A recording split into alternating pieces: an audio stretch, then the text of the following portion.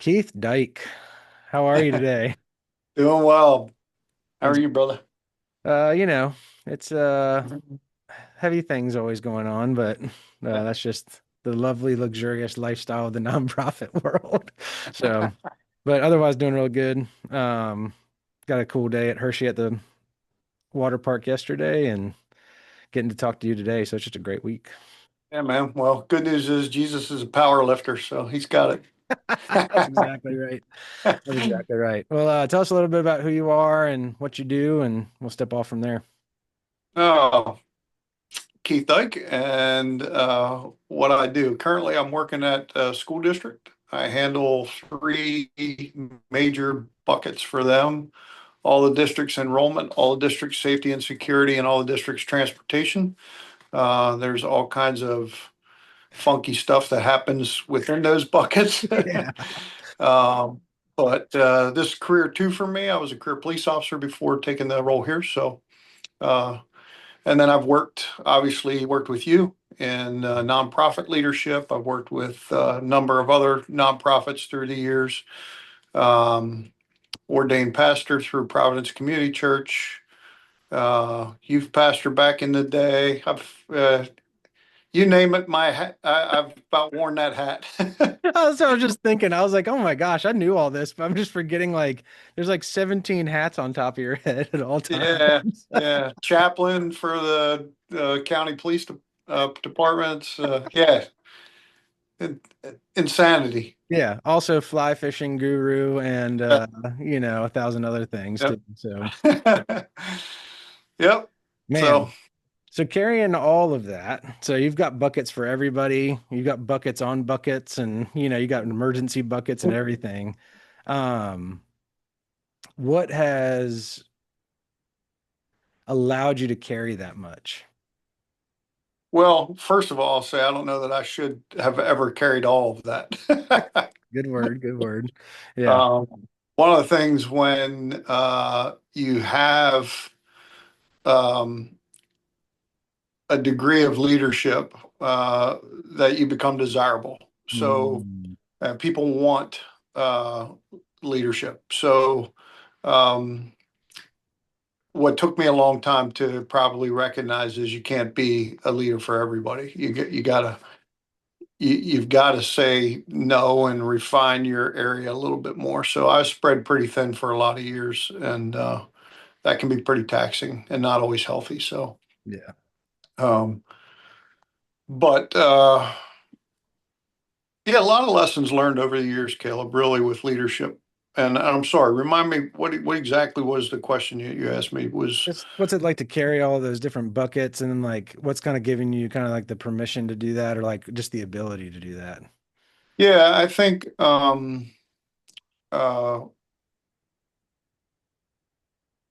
I'm a I enjoy serving people. Mm, Um, so that's a huge part of just who I am. right. And I think the Lord opens a lot of doors that way. In the church, there's lots of areas that need leadership, and um, anytime you're doing like what you're doing, nonprofit, a church leadership, where you're almost exclusively working with volunteers, um, that's probably some of the highest leadership level stuff, in my opinion, because you don't have extrinsic motivators, and you can't fire people. You can't dangle wage incentives and all that kind of profit sharing and all that good stuff Yeah. that the business world can, right? Right. Um, so it's challenging in Yeah. in uh, in the realm of the church, primarily in the realm of volunteer leadership and nonprofit leadership and that kind of thing. So my hat's off to you, brother. Thanks. I didn't even realize I did all that. So yeah. Now I'm sitting there going, man, yeah, I really have no rope. I've got Yeah, nothing stuck on. yeah, yeah. You really need to um, work with people's passions. Mm, and convictions and those kind of things are what I think you and I have spoken about this before, where maybe a creative idea comes up, and I would say, well, who's carrying the vision for that, right, right? Because you really have to tap into where where there is no vision of people perish. So right. if you're trying to jam someone into a vision, my experience, it doesn't work out as well as if people are carrying vision for something, or can pick up and run with the vision for something and have a passion for it. So And you're so good at finding that in people, not only like even just the direct communication of like, hey, who's going to run that? It gives permission for someone to rise up. But then I've also seen in rooms where you've been like, hey, you're actually, whoever it is, you're actually wonderful at this. And I think they wanted to say something, but it's like, the false modesty of church yeah, and yeah, Christianity for 2025. And it's like we're not allowed to say that we're good at something, but it's like actually, hey, we are. And like yeah. you pull it out of people so well. What's what does that look like when you're in a room and you're trying to raise people up, but they don't want to be raised? Like how do you see them? And then like what is it that you feel like you can begin to tug on their heart? Well, one of the things that I think God's really helped me with over the years is, when I was a young, we'll say an adolescent leader, where you're not 18 in age, but you are 18 maybe in development, uh, Right. and you have all the answers, and you just expect people are just going to file in behind you, and down the road you go, right? Right. A lot of tough lessons learned, but I think one of the things that God really impressed upon me over the years was listening. Mm, Uh, so I think adolescent leaders, and if I can use that term, like to talk. If you get a mature senior leader, you'll notice that they sit and listen a lot more than they talk. that's Um, So trying to hear people's hearts, and then identify kind of their sweet spot, and get them to understand that if we're all in the right seat, then we're not in someone else's seat, right? mm, So a lot of times people come aboard and they just want to be helpful, but they might be in the wrong seat. And if they're in the wrong seat, then they're occupying someone else's space, right? So um, some aspects of ministry are probably a little more attractive than others, so sometimes you know people want to, I don't know, a stage presence, or something that looks a little more glamorous, but it may not be their sweet spot, and ultimately they become unfulfilled, unhappy, and not as valuable to the leadership. So or to the whatever it is that you're trying to move forward. So helping people recognize their value is huge, and then they, when you get someone in that sweet spot, boy, it just takes care of itself. Um, yeah, I hope that answered the question. no, it totally does. And it's that's so good because like I've always noticed, at least in myself, but also in other people, same thing. Like, hey, like if you're in the wrong spot, that's where burnout happens. And it's Hmm. usually because it's well-intentioned help, but I'm trying to help in an area where I'm actually not suited. Yeah, Don't and then you have got to work twice as hard. twice as hard to try to do something that is like so easy for the next person to do. Yeah, Meanwhile, I'm getting my identity met by trying to do something that I'll just burn the candle at all four ends and end up just melting down to nothing and being like, man, I thought this was fulfilling and now I hate it. yeah, yeah. So yeah, I think, and again, maturity is a big part of that. People that are teachable are valuable people, Yeah, and and recognizing when I'm functioning in my giftedness, my abilities, my natural, the thing that brings me joy. It's really more effortless. yeah, It's just where God's designed me to be, kind of thing. So helping people, I love to help people find that. And a big part of that is really listening. yeah. And then when you start to identify and speak affirmation into those places, watching people just light up and start to, take on uh, their kind of their God-given role within whether it be a nonprofit organization or, a church movement or whatever, Right. um, is just a beautiful thing to see, so Yeah, it's gorgeous. And yeah. I love what we're talking about because I think I mentioned this last week with Darren Beal, but the difference between, yeah, like spiritually immature, spiritually mature, and that's not limited to age, that's not limited to Not at all. anything. It's just about like, yeah, spiritual maturity, spiritual immaturity. And there's people who can handle businesses like crazy, but spiritually they're more immature. But then there's people who are crazy spiritually mature. And then, but with business, they may be more immature. And Yeah. I think as especially the charismatic movement in particular, we love talking about fathers and sons, mothers and daughters, like spiritual dynamics, but we forget that there are spiritual individuals who could be more mature, more mature. And so, yeah, like I love seeing young people want to do something, but they typically out of wanting to do something, they get burned out. And then a lot of people end up leaving church because, Mhm. churches love to chew up people and spit them out of the need of getting a service done or even for nonprofits, like getting like a task done.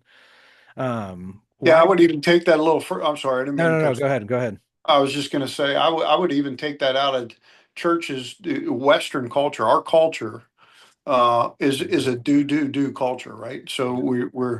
we got metric, we're measuring things, productivity, all that kind of stuff, and I think that really trickles into the church. Our Western culture, Yeah. our industrialization has really had a significant impact on church life, and spiritual life, and um, you get outside of our Western culture, and it's very different. Yeah. Uh, so, um, but you're right. Someone can have $1 million business in a 5 cent spirit, so, not that they don't have valuable things to bring to the table, but, No, not whatsoever. and vice versa too, someone can, Yeah. so, yeah. It's this, yeah, it's this ebb and flow. So why here, I'll ask a question. I might give a little disclaimer, but like, why does our Western culture strive so much? Because like I've had this, I literally just had this conversation before we jumped on, and I have this conversation every week of guys who are like, "I'm just not doing enough," and it's like, who who asked you to do more? And like, who are you? Like, are you okay Yeah. bringing who you are to the table to do something rather than doing makes me who I am? Like, Yeah. why do we struggle with that so much? I think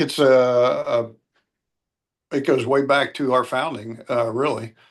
Um, it, our country was founded to produce. Yeah, Right? We were colonized to produce. So, um, and that has been a huge part of our identity, and especially our identity as men in our culture. So um, it's ingrained, modeled, and sustained through a lot of things. And there's nothing wrong with hard work yeah, and productivity and all that, but I think. God's ordained seasons, times, rhythm, you know. And again, for me, it gets back to listening. mm, You've got to sit and listen. You've got to be intentional to listen. Um, but if we're not listening, then whose commands are we marching by? You know, right. so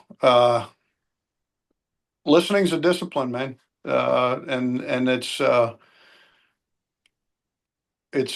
one of I would say it is a key marker of maturity. You find me someone that listens well, and that's a pretty mature person, and that doesn't have to do with age so much. I mean, there are some good young listeners Mm. out there, but it tends to be a little bit more in people that have aged and weathered some storms, I think, too. So, you know, uh, Right. when you get gray hairs like this, it's Yeah. usually. each hair is a non-listening faction of my life, Somewhere I tried to be heard and then realized, That's right. listen, didn't Yeah. listen. Yeah, and that's the I think the Achilles heel of humanity is, and it's a beautiful thing. We want to be heard. We want to be taken seriously. We want to achieve.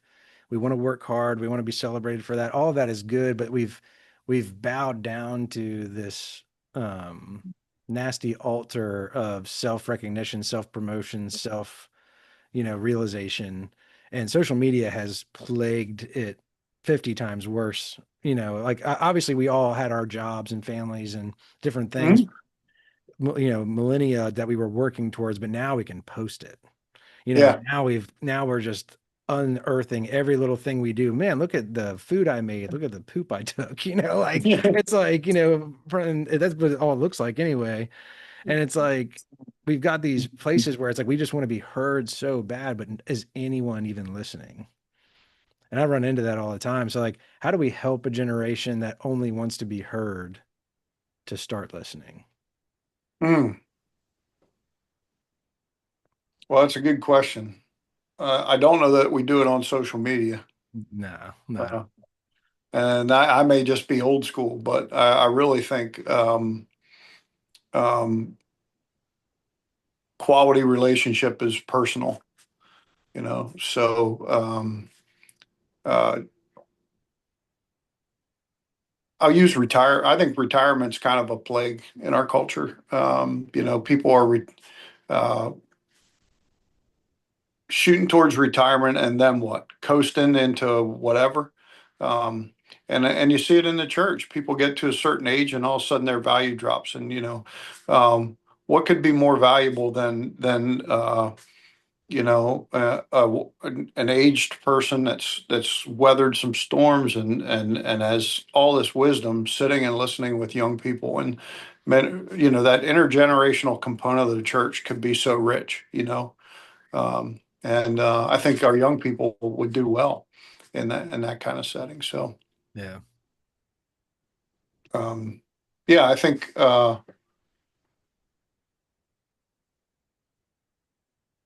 I'm trying to think through like helping people uh, that want to desperately be heard, but what are they? Okay, well, but what are you saying? You know, Yeah. you know what I mean? Yeah. Um, there's some development that has to happen in there. You may really have something that needs to be heard, but the uh, kind of the crock pot cooking of that thing, is really what needs to be developed because what social media really lends to, in my opinion, is just impulsivity. You can just real time, real time, real time, real time, and all of a sudden you're white noise. There's no substance to you because you're not sitting and you're not developing and you're not ruminating and you're not um, necessarily getting the rich exchange. I was just talking with a buddy this past weekend, and we were talking about the ability to have hard conversations. Right now, what we're seeing modeled on a national stage is just if you don't if you don't agree with what I'm saying, you're my enemy, Right. right? Which just ends conversation and lends to bashing and those kind of things, right? So the ability to sit in a room with differing opinions and have healthy conversation, not be threatened by someone who just thinks differently or lives differently, but the ability to sit and respect one another and weed through some of the muck of life, together and leave a room and say, wow, I gleaned a couple things from that conversation, and I learned that person's story a little bit more, and I got to know, you know, this person that I was with over the weekend is in a high level position in industry, and he said to me, Keith, when I was at a lower level of management, I had about 100 150 people. I knew everybody. Now I'm in a position where I've got 500. You know, and he was just talking about how hard it is to connect, but and how much he relies on other managers to help him connect. So um, kind of that principle of, where Moses was instructed to divide the group down into, I think they got what, down to tens. Something. Yeah. Yeah, yeah. Span of control is what they call it in leadership. Nice. What's your effective span of control? You can't have a span of control. They say it's like seven, I think, is optimum. Hmm. Um, that's really your effective span of control is about seven people. And the church numbers are like, man, a really effective leader can lead, 25, high level can lead 50, and like, the Yeah, best pastors can lead 100 people, a pop. And I'm like, yeah. what? Like, And yeah, the you truth of can. that is to do that, they have to have a really good team Right, around them, and so then you reduce their span down to what is the inner working. We take the greatest leader to ever walk the planet, Jesus Christ. He had a disciple group, right, and then within the group he had three. right. Um, you know, um, so anyway, yeah. We digress. No, that's the thing though. Like, yeah, like high level leaders know breaking it down, handing it off, and leading from the top down. Like, I went to Liberty University, and love them or hate them based on the last few years. One of the greatest leadership things I noticed was that the campus pastors prayed for the resident directors, and the resident directors prayed for the resident assistants, and then the resident assistants prayed for the prayer leaders, and the prayer leaders prayed for their 5 or 6 guys in their prayer groups. Yep, So one person had 5 or 6 people that they prayed for all across campus, and from the top down, every single person, every single day was prayed for. that's right. And That's and that's effective leadership. crazy effective leadership. So love them or hate them, the Yep, Liberty Flames knew, and probably still to this day, still know how to lead effectively.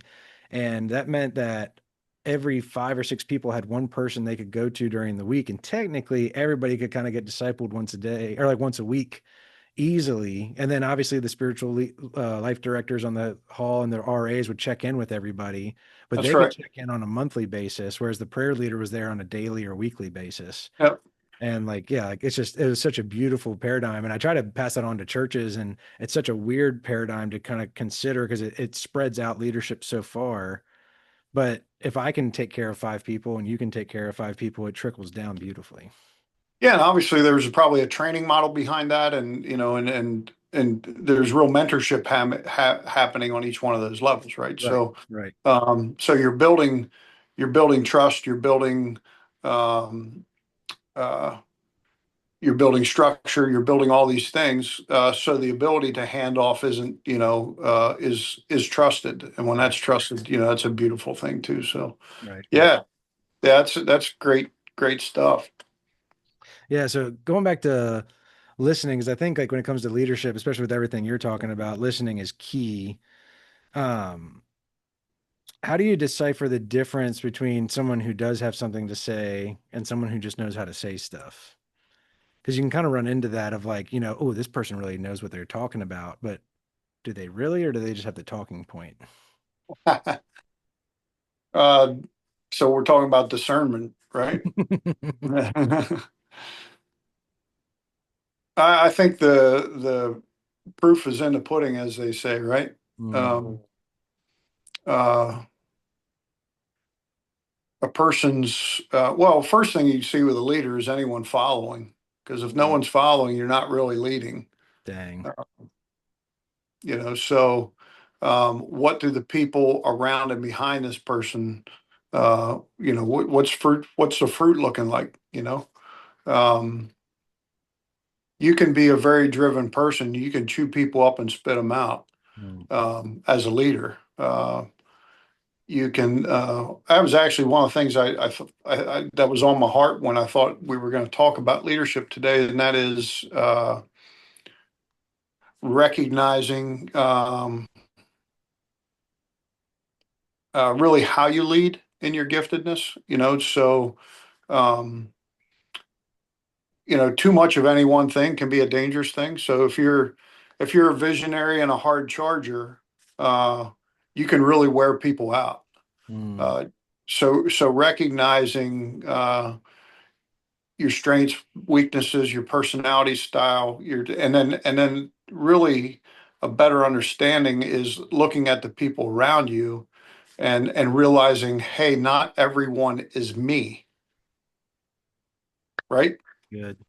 Because we get an expectation of the people around us that they're going to do what we do, Right. right? You're just gonna, they should be thinking the way I'm thinking. They should be acting the way I'm acting because this is what I flow in, right? And the reality is that's not the case.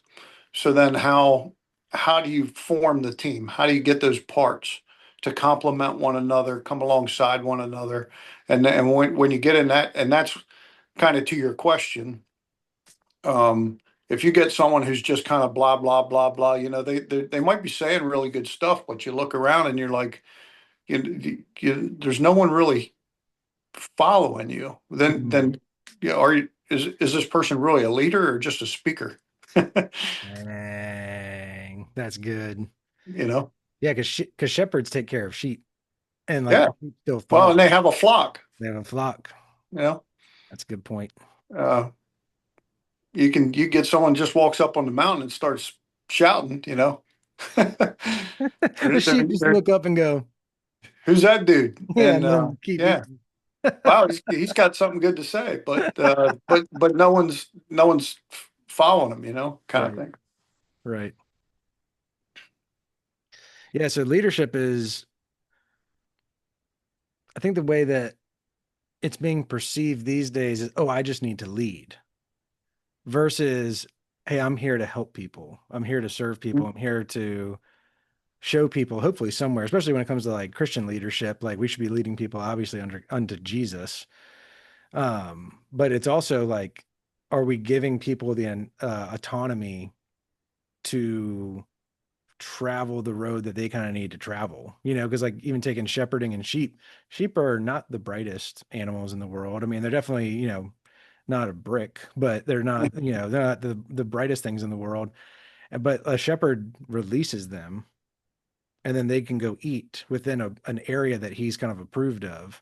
But it's not, hey, everyone has to stay inside this box and we move the box 2 inches every day and that's it. It's like, so like, why have we gotten into this place of like leadership's about me versus what leadership was when Christ said, hey, I came not to serve, but to be served, or not to be served, but to serve.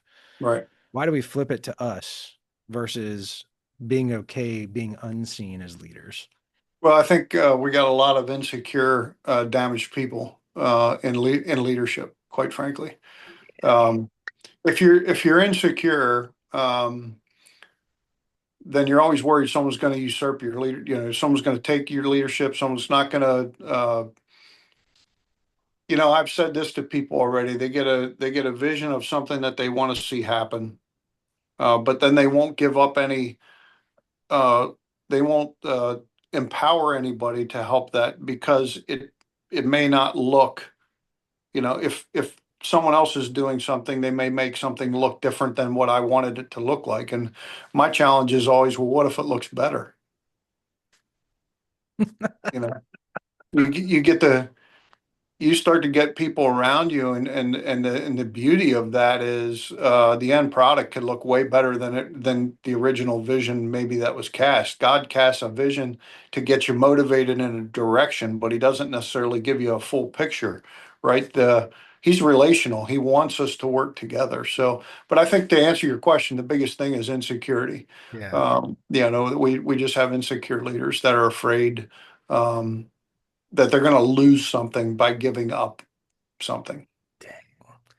And then now everybody's a threat instead of being a teammate.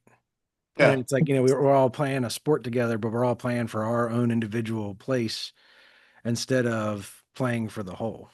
that's right.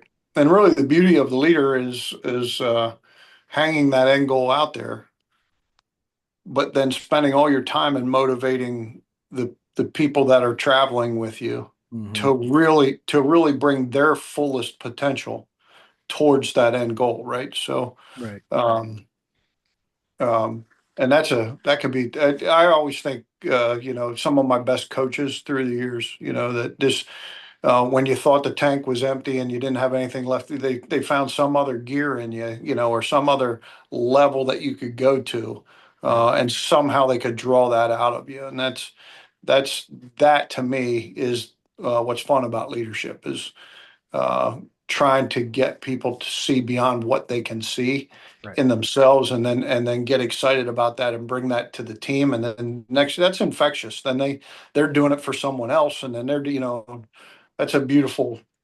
relational thing that happens then. Oh, it's gorgeous. Have you seen the show Ted Lasso on Apple TV? Everyone keeps telling me I need to watch this show. Uh, Bro, you need to watch it because it just encapsulated everything you just talked about. okay. If you can get past the language and you can get past the drinking and there's no nudity in the show, but like you can get Right. past like like just the sexual Yeah. content. It is one of the greatest shows on leadership you can possibly ever watch. And the premise is this guy is a American football D2 coach, and they win the championship for the D2, and a Premier League English football, soccer club hires him as their head manager. And he Oh knows wow. nothing about the sport, knows nothing about England, nothing about anything. The whole show was him being like, so chips or fries and fries are, and crisp or chips, like it's all these Right. American, dumb Right. American jokes. But his one goal is like, I don't know anything about soccer. And he finally calls it football at the end because that's what they call it. But he's like, I know nothing about this sport. He goes, but the one thing I do know is I want to make you guys better men on and off the pitch.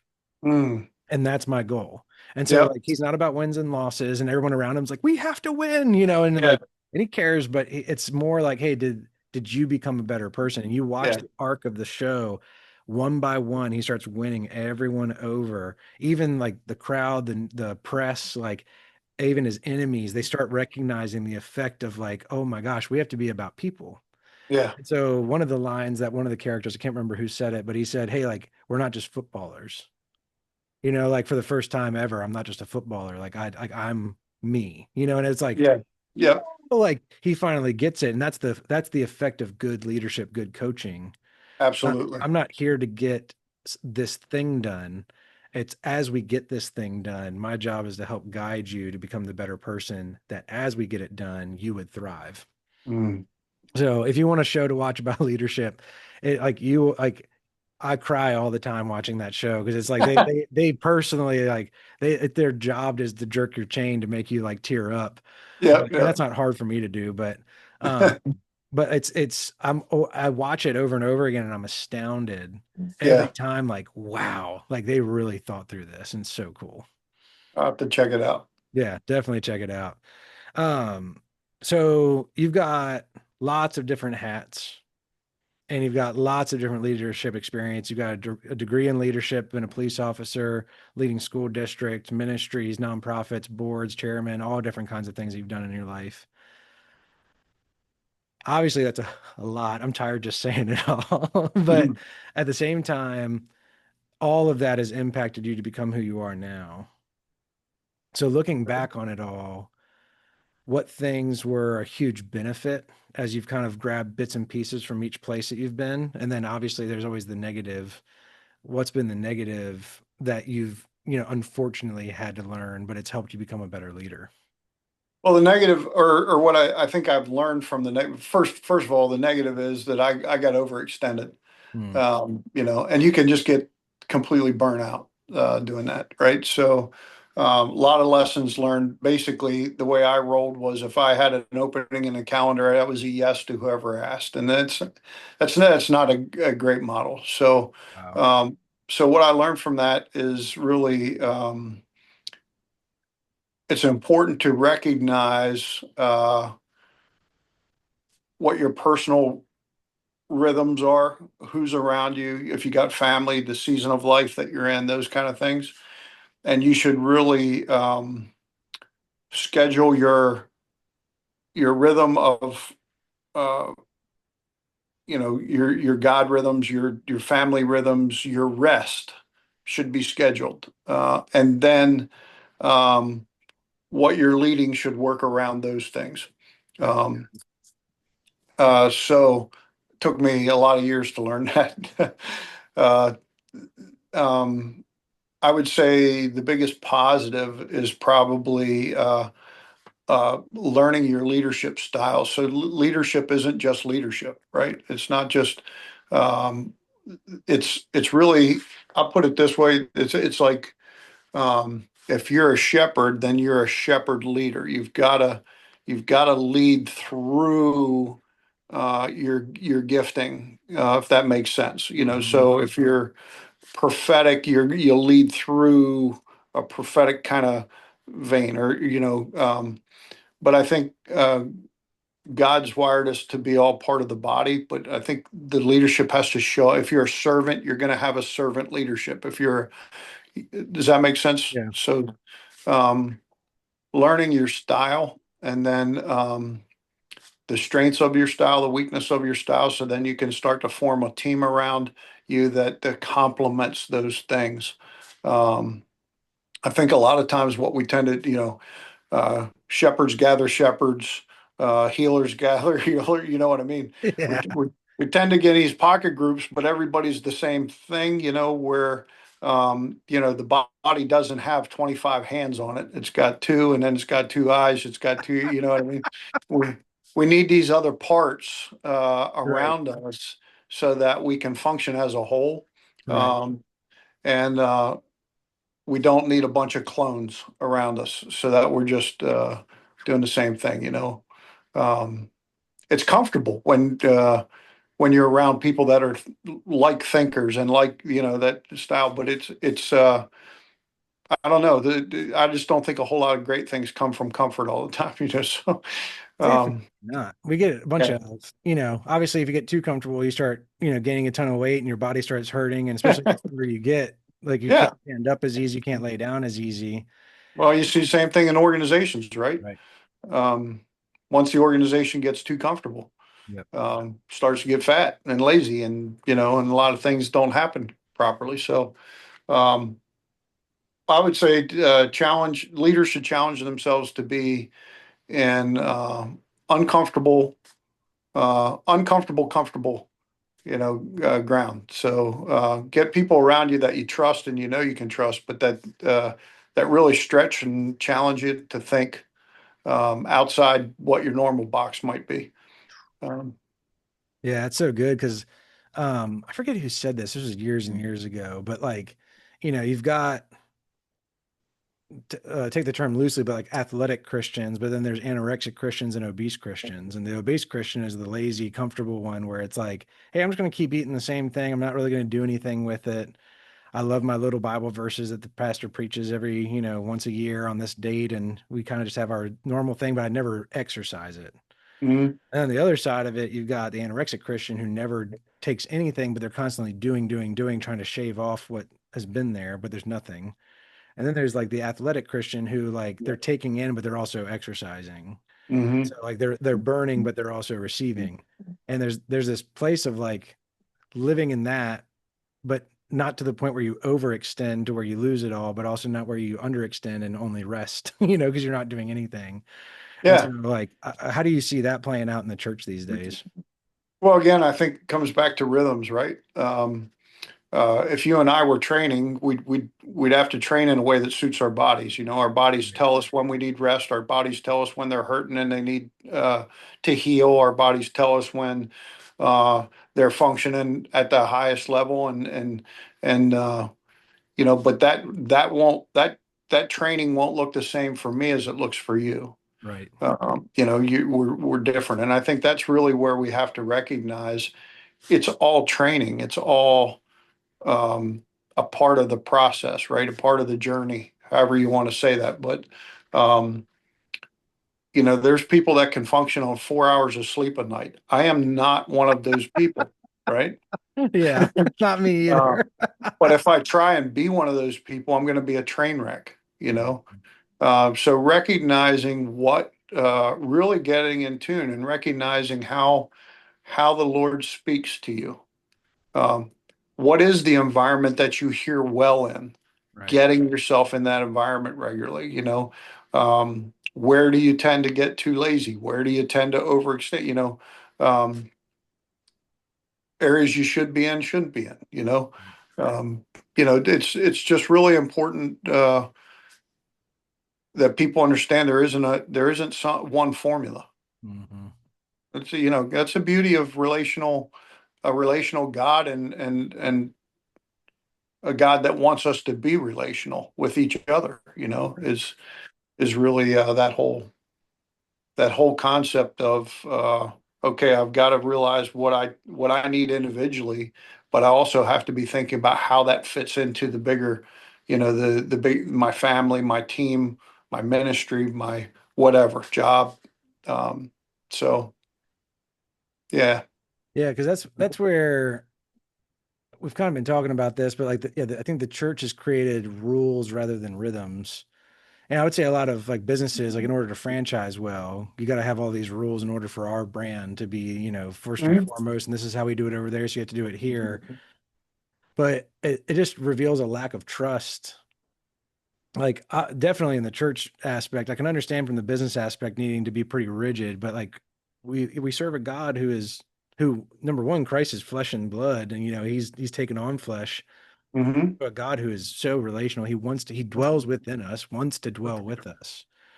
And yet we kind of say, hey, if you don't do these three things, you can't possibly. And it's like, whoa, whoa, whoa, whoa. Like yeah, does that rhythm work for you? I mean, Christ's rhythm was the exact opposite of what the Pharisees did. And he's constantly teaching against this rote, hey, do whatever. It's like, hey, like, talk to the Father. Hey, when you're praying, pray this, and hey, while you're going, try this. And it's like it's so relational, it's so loose, but then we've Mhm. kind of taken his looseness and made it a rule. And it's like, how do how do we stop ourselves from kind of like tripping over our own feet when it comes to rules versus rhythm? Well, I think that ugly word discipline, right? Uh, you've got to be teachable. People've got to be teachable. You got to be moldable, um, and really got to recognize just because X, Y, and Z was a success formula for this dude doesn't necessarily mean it's a success formula for me, right? Um, you got to listen to glean, and then glean what that's the beauty of the Holy Spirit, right? He highlights the things for us, Right. and that's how he leads and guides us, right? So um, look for the highlights, and then get rid of the slack, man. The stuff that's burning to the top that's junk. You gotta toss that aside and move. That might be someone else's gold. I don't know, but uh, just being humble and teachable. Yeah. What's the old acronym, right? FAT. You got to be a fat, faithful, available, and teachable, right? No, fat and sassy up here. Yeah, and the teachability is recognizing, hey, I might not have all the answers. And like Well, and I've got yeah. some Take the answers. take the word might out of that, Yeah, right? yeah, yeah. I Yeah. I don't have all the I answers, don't have right? all the answers. Right. I'm still working on being Yeah. teachable. There's Yeah. there's a reason in First Corinthians 13, it says we see in part, we hear in part, we know in part. Yeah, that's right. At best, we got parts. Yeah, we got parts. That's exactly Yeah. it. Yeah, Yeah. and we've got these little fragments of things that we think we've got the whole picture, but we've got like, a corner of the puzzle. Yeah. And again, it comes back to like our human pride and our human need to be Yeah. seen that, hey, look at what I've got. And it's like, yeah, that's awesome, but like the whole picture is seen by, the world. If we were in the same room, I typically always show people like, at least for what I can see you're in your office, that you've got, there's a corner there and there's a picture of a dog. Behind Mhm. me, there's, I can actually see it this time. There's like a tree and a, painting and some books. Right. We're in the same space. I can't see what's behind me and you can't see what's behind you, but I can actually show you by drawing your attention to, hey, look what's behind you. And all of a sudden you're like, Mhm. oh, I didn't know that was there. Yeah. And I do this to people all the time, like, hey, what's in this room? And they're like, well, I can see what's right in front of me. And I'm like, exactly. Am I a liar because there's a dog picture in that room? Mm. Not at all. But if I only use my perspective to say, hey, this is the only thing that this room is made up of, I'm missing Right. literally 180 degrees, of life behind. Yeah. And so I think like when it comes to leadership, it's one of these things that we have to humble ourselves that we have half the picture at best. And everybody else is actually going to help paint the whole picture because we all have a perspective of the room. Yeah. And the like the beauty of that, what we were just talking about, seeing in part, hearing in part, and knowing in part is right in the chapter on what? Love, right? Love. So if you're leading, but you're not loving, you're not leading. Hmm. You're basically dictating. um, Oh, you got to be a lover first and foremost. That's the key to that is the master key, hmm. right? That's exactly right. Yeah. I wrote this down the other day. I'm gonna see if I can try to find it. It's crazy fast. Oh, where did I write it? The verse, you must speak the truth in love. Mm, I looked up the word truth. Let me see if I can find it here real quick. Nope. The word that we have for truth is like the reality of what God knows and what God thinks and what God sees. That's what the word truth there, and it's a version of aletheia, but it's like another context of the word. But then the word love there is agape. And so like sit there and think, oh, well, I have to just lovingly say truth. And I can say the truth as hard as I want to and whatever I want to and however I want to. And it's like, actually, the truth is God's truth. And then the love is God's love. And so, like, I have to speak the truth in love. I have to speak God's reality with God's tenderness. hmm. Because like I hear people say it all the time, well, I had to tell them the truth. And I'm like, cool, did you tell them with love? Like, well, I mean, I was loving to tell them how dumb they were. And I'm like, That's right. that's, I don't think that's what that says. Like, Mhm. how how do we do that? How do we love well by also but also telling God's truth? Like how do we do that? I think our intention has to be more about the person Mm, than the truth. that's good. So hear me on that. Not that the truth gets lowered in any sense of value, Nope. or you compromise or you water it down. I'm not saying that, um, uh, but the value of that person is more important, right? Mm, yeah, Um, so trying to discover a way that the truth becomes digestible for that person, right? And that could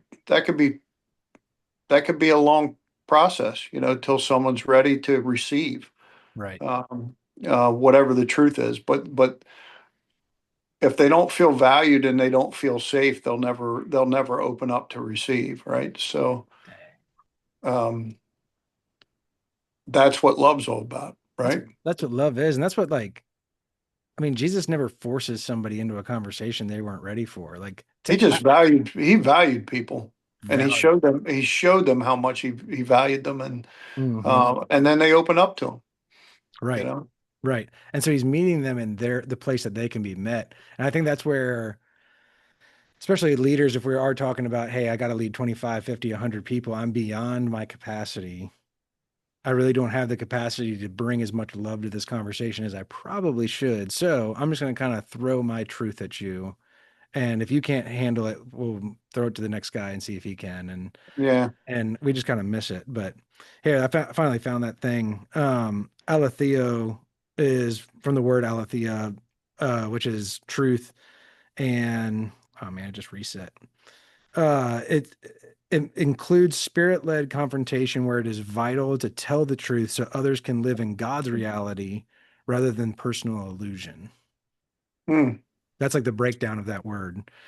And so like and then like the next one being agape, it comes down to like affection or benevolence, especially almost like a love feast, a charitable, dear love is the Hmm. kind of love that you operate in when you're giving truth. So it's not just the fact that you say, hey, this was wrong. It's, hey, this is the truth. This is what should, like, not should have happened because it kind of, I use that word a lot, but I probably shouldn't. There it is again. But it's, hey, this is where we should be versus, hey, this is right and this is wrong. That's what people think truth is. And it's like, man, like to look at it from agape and from aletheo of like, man, it's like spirit led love Hmm. and the fullness of what can be. It's like Yeah. that gives a whole nother definition to, hey, I'm going to speak the truth in love. Sure does. It sure slows us down, doesn't it?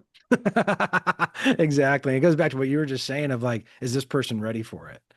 And so Yeah. like I've got a lot of truth. I would love to speak to a lot of different people. And then I get around them and I feel the pain, I feel the brokenness, I feel the insecurity. And God's like, whoop, pump the brakes. Like, Yeah. and I'm like, I would really like to, it probably would fix it. And he's like, actually, it's gonna break it worse if you say this right now. So I'm like, shoot, dog. Like, what do I do? And he's like, take your time. Because That's right. that's the loving thing. Like you said, it Yeah. slows us down. Because amidst the insecurity and pain and brokenness, there's also hints of joy and compassion and empathy and just just taking the time to draw. I mean, if you got I don't know, a good slice of, well, we went down to the restaurant the other week, right? Hmm. And got to experience all these different foods, but we took our time to taste each one, right? So Right. drawing out all those flavors is what we need to do with people. Right. Um, and then you stick the thermometer in them and see, where are they, and Right. what are they ready for, and Yeah. um, yeah. So Yeah, it comes back to the microwave culture of we're so quick that we just want the immediate little mhm. pop thing. And it's like, one, you cook a steak in a microwave, you've already killed it. Like it's like unless you're cooking it like on crazy low power level, but I still can't justify that. But yeah, like when it comes to people, when it comes to the scripture, when it comes to all of it, it's like we're so desperate to find out what's right so we can be right versus have we tested it, have we tasted it? Have we Yeah, found that this is even good? yeah. I can't find anywhere in the scriptures where Jesus was in a hurry. That's so good. That's right. That's And right. really, his best friend died. He took his grand old time getting there. You He know. did. Everybody else is racing around him, and he's just like da da da da da. Yeah, get there when I get there, and then I'll raise him up. Right. It's um, yeah, we got to take a deep breath. You Hmm. know, just take a deep breath, exhale, and slow ourselves down a little bit. Yeah. Be willing to listen. Be willing to receive, Right. and pay attention to who's around us and be present with them. You Yeah. know, yeah, I know. I got a phone call the other day by a buddy, and he was like, "Man," he goes, "This guy we know, he's like, dude, he's totally screwing everything up. You got to talk to him." And I was like, "Why? Like, why me?" And he was like, "Because he'll listen to you." And I was like, "He won't listen to me. Like, he's not ready yet. He's not listening to you. He's not listening to me. He's not listening to anybody. He's doing his own little thing." And he's like, "Well, then what do we do?" I said, "We wait." And he's like, "How long?" I said, "Until he asks."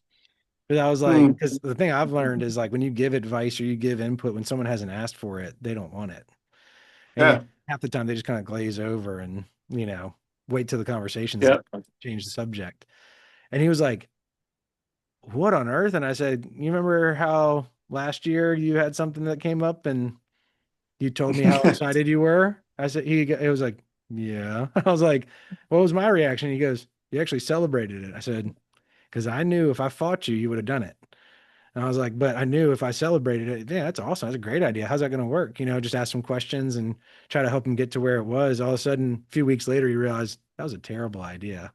And he was like, you worked real slow with me. And I was like, because I've gotten burned too often from overselling stuff too fast. And, uh, yeah. but everybody just wants to fix things. And we want God to fix us. We want church to fix us. I need you to fix me. I need whatever. And yeah, Yeah, we aren't machines, right. you know. Right. So Yeah, we have a loving father who loves us, who heals us, but it's not a fixing. It's putting back together, but it's not making it like it never happened, even though yeah, his healing makes it as if it never happened. But yeah, and it's so much about the process, right? Not the results. He wants us whole. That's the result. right. But the process of getting there is the relational component to it. Yeah. I mean, God speaks things into existence. He speaks things out of existence. Hmm. Uh, that's in a whatever nanosecond, right?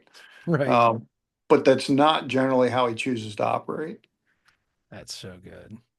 You know, he generally operates through process and connection. Right. Um, you know, so Yeah, because Adam and Eve, he could have just like snapped his fingers and they're outside the garden. Whoa, what happened?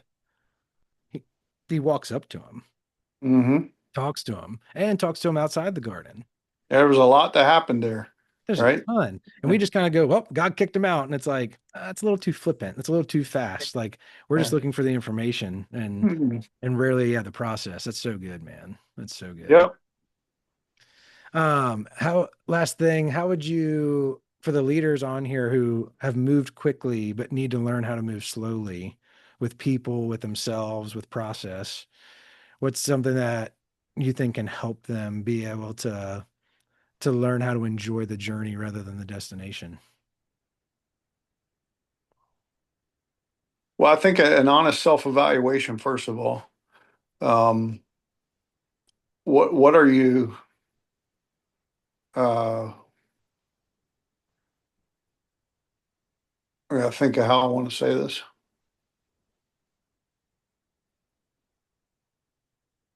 What is really rich in your life right now? You know, good question to ask.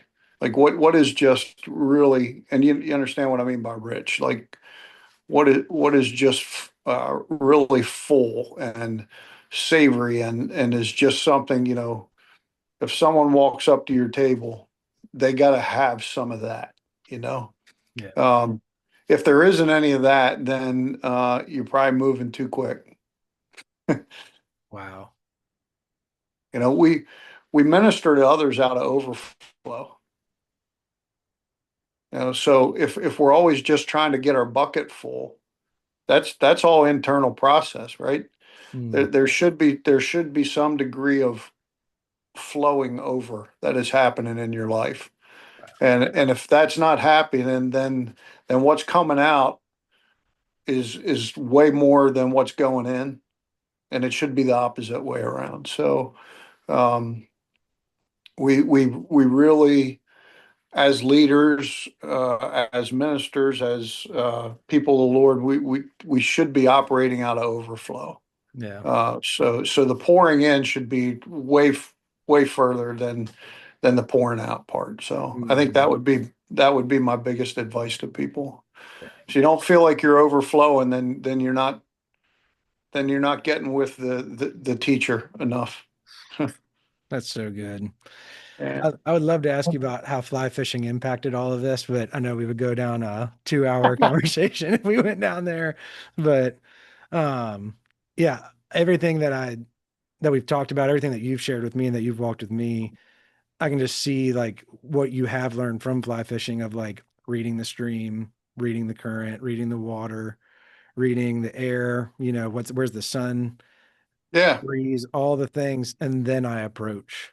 And so, like, just hearing you talking today of listening, taking your time, letting the process happen, it's so ingrained in fly fishing. That's why I've learned to love it because, spinner fishing is just, hey, just throw a lure on, cast it, ring it in as fast as you can, catch a fish and go.